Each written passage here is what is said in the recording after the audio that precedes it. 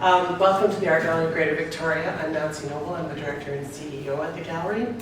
I'd like to begin by acknowledging that we are on the traditional and unceded territories of the Kwampan people, today known as the Esquimalt and Zombies nations. We extend our appreciation for the opportunity to live and learn on our territory. On Saturday, Canada will commemorate the National Day for Truth and Reconciliation. I would urge everyone to take time to consider the harm that has been done to the Indigenous peoples of this country and ways we can work together to heal relationships and create a better future. There are lots of events going on in the community, and we actually have a number of them listed on the AGGV website if you're interested. And now for the event at hand. I'm so pleased to have you all here for what I know will be a fascinating evening of dialogue and participation to learn more about Japanese culture, particularly as it relates to the kimono. As many of you know, the Art Gallery of Greater Victoria has an extensive and very impressive collection of Asian art. Our commitment to the collection is steadfast, and I'm excited to tell you we're working on a number of projects. Not that I can reveal them tonight, but a number of exhibitions will be opening at the gallery in the next few months that will feature the parts of the Asian collection. And we're also exploring some exciting new partnerships with other arts organizations across the province to better promote and share knowledge and collections of Asian art in the province. So exciting news on that front too. Not quite ready to reveal what that is yet. In the meantime, I'd like to thank our sponsors, TD, who have very generously supported Feel Free, which is a new program where Thursday evenings and the first Saturday of every month are free at the Art Gallery, making it more accessible to people. Also to Silk Road, who are providing the tea this evening, to the BC Arts Council, the Canada Council for the Arts, and the CRD, which also provides us with operational funding. So please enjoy the evening. I'd like now to ask Dr. Heng Wu, our Curator of Asian Art, to introduce our speaker. Thank you. Thank you, Nancy. Dear members, dear friends, good evening. I'm delighted to address you today as the Curator of Asian Art of this extraordinary institution, the guardian of Canada's second best Asian art collection, with half of it dedicated to Japanese art. It is indeed a distinct privilege to gather in this space where our shared passion for Asian art unites us in appreciation and celebration. Today, we embark on an inspirational journey into the heart of Japan, guided by an exceptional guest speaker whose dedication to preserving the essence of Japanese culture and the art of kimono is truly extraordinary. It is my honor to introduce to you a luminary in the world of kimonos and Japanese culture, Mrs. Hitomi Harama.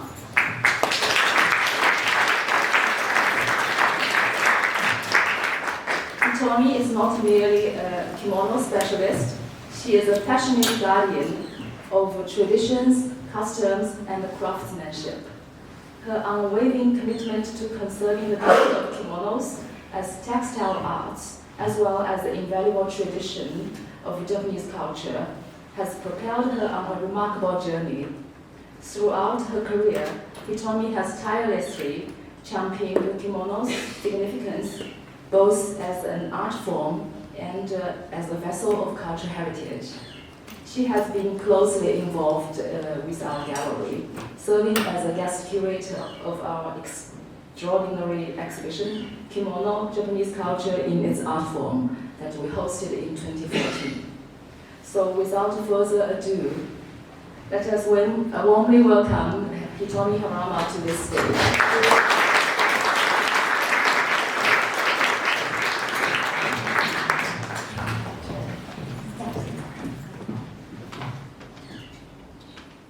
Ladies and gentlemen, good evening. Thank you for coming tonight, and thank you, Dr. Wu, and also Nancy, for a very nice introduction, and thank you for having me here tonight, and thank you also for all the staff at the AGGV, who made this place so nicely, and having everybody Thank you. It's my honor being here, and this is just like Dr. Wu mentioned, that the second largest Asian collections. I'm honored to have a chance to talk here. And like Dr. Wu mentioned, 2014 there was a kimono exhibit which he named as a Kimono Japanese culture in its art form. And I've seen many of you at that time, so thank you for remembering and coming here tonight. Kimono, as you know, a traditional Japanese garment which used to be Japanese people's everyday attire. This is a photo taken 1921, and as you can see, everyone's in kimono, and that was the way that we lived back then. But nowadays, just like any other world, everyone's wearing similar attire, and even Japanese people don't wear kimono as a daily clothes anymore. But there are great Japanese traditional culture in kimono. That's something that I like to bring the focus on today. And I like to just show a few photos of about 100 years ago, 80 years ago at least. At that time, people wear kimono, and then also the lifestyle was quite much different. Back then, in the summertime, it could be hot, no air conditioner, and the winter time, the heating system, just a very mild heating system, but you don't have a nice heaters like nowadays, so you have to adjust with your garment. So that's how we lived with nature, and the Japanese people, interestingly, not just physically adjusting their attire, like in the winter time you could wear warm clothes, and in the summertime you can wear light, thin clothes. That could be enough. But aesthetically, they also wanted to incorporate how you feel the season. That's what I like to also introduce. First of all, I like you to see some of the structural differences. Then in the older time, when there's not much heating system, we will have stuffed kimono, kind of like a daija. So I like to show that first today, which was used to be used by my grandmother. This was a jacket, but there's a little puffy stuffing inside. So this is very similar to that type of puffy jacket. Thanks. So I'll pass this one from here. If you can circulate, you can kind of touch and then see how it's like. And then that's the winter item that we would wear. If you see ukiyo-e picture, some of those ladies dress up with layers of those, 2 or 3 of those kimono layers, just like you wear more jacket in winter, cold time. I also like to show you summer item, which is much like a summer garment. So as you can see, it's like a see-through. It's much breezier and lighter. So this is a kind of garment in the summertime. The summer style obi, which has a sheer look as well. This is a winter style, which is quite heavier. So you can just feel the weight difference and pass on to the back of the people. Yes. Much thicker and much heavier, but winter time, that would be nice and warm around here too. And then kimono has about more than 1,200 years history, and during that time, things get developed and Japanese culture flourished, mostly in Edo period. This one is an emperor's family who still carry on the similar style when it's a formal ceremony in Heian period, which is 1,200 years ago. So this is the most formal attire back then, and the kimono like this was an undergarment of this 12-layer clothes. Back then, seasonality was often chosen by color layer, like a spring, summer, fall, winter. They had a particular color coordination, which shows that if it's a springtime, they usually have a name, like a cherry blossom color coordination, for example. So there's a nice aesthetical, sometimes poetic layers of all these garments, and they express and they celebrate the seasonality aesthetically. Back then, so weaving and all design technique was not as developed yet, so they used this plain textile with different color, and those coordination express the seasonal differences. And another seasonal differences that we can see is the structure of kimono, not just a color coordination or design coordination, but there's so many different layers in kimono culture, so I like to go section by section. And first of all, I like to go into structure of kimono.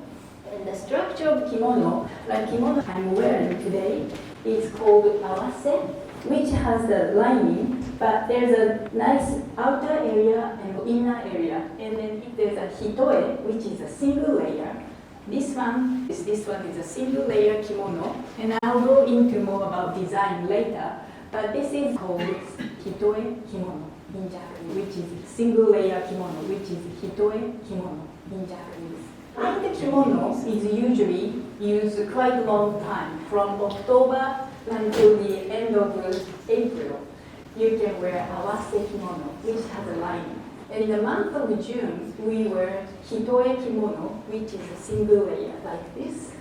And the summertime, July, August, quite hot, so this type of thin garment could be used during the summertime. And September, back to the single layer, and that's how you change the structure of kimono for the season. But that's not enough for the kimono culture. They also wanted to incorporate some design and the color to express the seasonality, such as to cool off the summertime from the eye, try to have visual effect to cool off type of things. I'll go into that design a little later, but that's some kind of layers of the seasonal differences. I'd like to briefly mention about the variation of kimonos, which comes from the social differences. In the Edo period of Japan, which is 1603 to 1868, there was quite a big social hierarchy, just like the one you had in Europe. High-class people had a certain type of garment, and the working-class people had a certain type of garment. And it was quite strictly preserved, and the high-class people wore silk. The seasonality of kimono on a design pattern was seen among upper-class type of kimono, and which is now accepted as a formal style kimono. So interestingly, those formal style of kimono, like this is also formal style kimono. The one I'm wearing today is also formal, and this is also formal kimono. All these are usually used for the upper class people during the Edo period. And then nowadays it's adapted as a formal kimono. And in working class type of kimono, which is called tsunugi, as you can see, patterns going all over. So this is considered as more casual. So these kimono, for the seasonal differences, just with the structural differences, I'll also pass this one on to you on this side from here. And this is a single layer kimono, by the way. So all these structural differences and then design differences. And this is from the movie, but higher class, king and the queen type of classes in back then. And those are the people who had the luxury to be really selective and then express the seasonal differences. Whereas workers, like peasants, those people didn't have a luxury to change the kimono seasonally. They wore same kimono maybe throughout their life sometimes. All these kimono don't have much differences, but they might have changed during the winter time by putting a layer and so. But most of the people just have one kimono all through the year. And in between the season, you can wash these durable type of kimono, and when you re-sew it, you can put layers of lining or make it single, so they can switch summer version to winter version by doing that. So if you think about that labor, you might think it's crazy. But back then, that was a slow fashion time, just like the food. You have no time, and you also do sewing by hand, so you take care of the material much more. Another thing I like to mention is all these kimono, when you re-sew it, if there's any area which is maybe wearing out a little bit, by re-sewing, you can rotate the fabric, so you can make it more durable. And this is the kind of things that I like to preserve, even for the future. We talk about the ecological fashion and then all sorts, but these days people are more busy and everything goes fast, so we just usually end up throwing away also. But in the old days, garment was very valuable, so we took care of it, and you turn around, such as if you're wearing out some parts have some hole or so, then you can make it into small pieces and you could change into baby's diaper, for example, or sometimes you could even make a rug, and you keep using until the time you become not be able to use it anymore. And then after that, in the older days, it's quite ecological. You could use it for lighting the fire, and then it become an ash, and then that ash could actually become a really nice fertilizer, really organic style. So good ecosystem was established back then, but unfortunately, that's no longer existed. However, I just wanted to mention because talk about ecology these days, and then this may be one idea we should keep in mind even for clothing. And there's quite a different material. Silk is the most formal, and which is the one has more pattern and the design layout incorporate more seasonality. And cotton, linen, wool is more considered casual kimono. And I like to show some examples of kimono textile differences, somemono and orimono. Orimono is more casual style, which is the one that green kimono that I passed around. And all these kimono has pattern all over. So like I mentioned, if it's wearing out some place, then you can rotate like a tire rotation of the car and then make it last longer.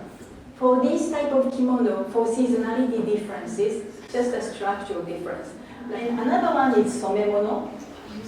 And then somemono is a hand dye usually. These days there's some computer prints, but I'm just focusing on the older traditional kimonos. When you apply this design, hand dye, you have some seasonal pattern placement.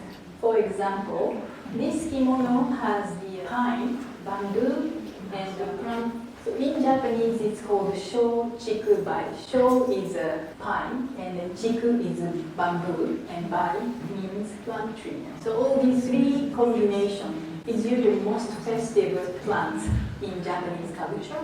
This kimono could be used nicely for the New Year time or winter celebration time, even for Christmas. And this one is for the summer garment. Here, textile, and the flower placement is summer flower, and this is also the summer garment. All these somemono style has a season-specific pattern placement, and when it's a woven kimono like this, the pattern goes all over, so not much seasonal design pattern here, but you can use it years through. So these are considered more casual kimono in Japanese culture. But then when we see the differences of this, we usually select by the color and also having inner lining ornaments type of differences, structural differences. So we are like mixing structural differences and design differences, but I hope you can capture that idea. And I like to go into pattern designs and motif designs for the seasonal differences. Peony, for example, usually starting from the January to springtime could be good flower pattern to be used. And here, the geisha jimaru piece over here, this kimono, it's a single layer kimono, which means she could only wear 1 month in whole year.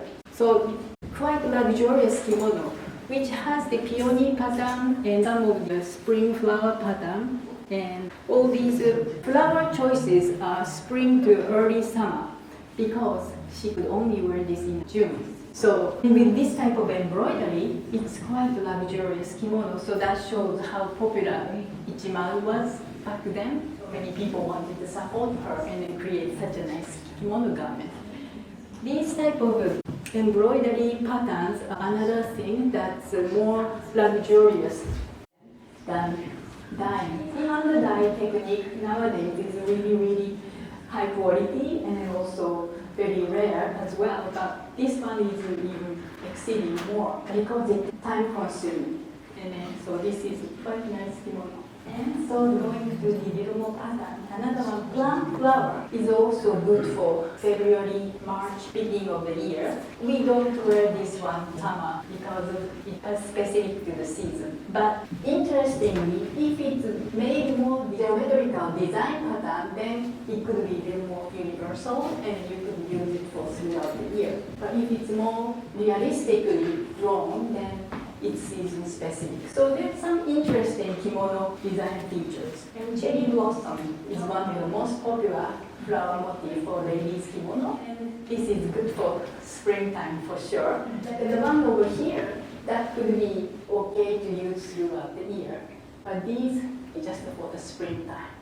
And another interesting thing for the kimono seasonality is it is more fashionable to take the season little ahead of time. So like 2 weeks before the cherry blossom season, if you start wearing kimono with the cherry blossom pattern, people can view, oh, she's really fashionable, she knows.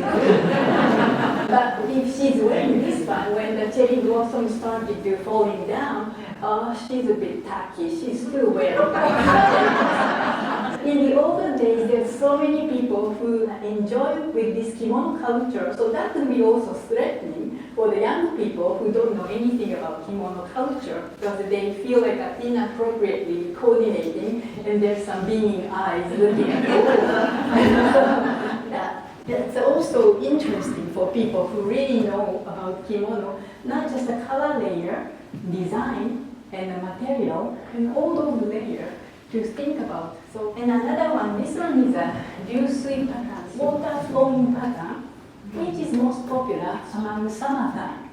I don't know have you been there among the summertime? It's really hot and humid there. So usually in summer, people try to figure out how to be cooling off during the summertime. Aesthetically, having nice cool looking water flow pattern, people can feel some nice breeze through the eyes.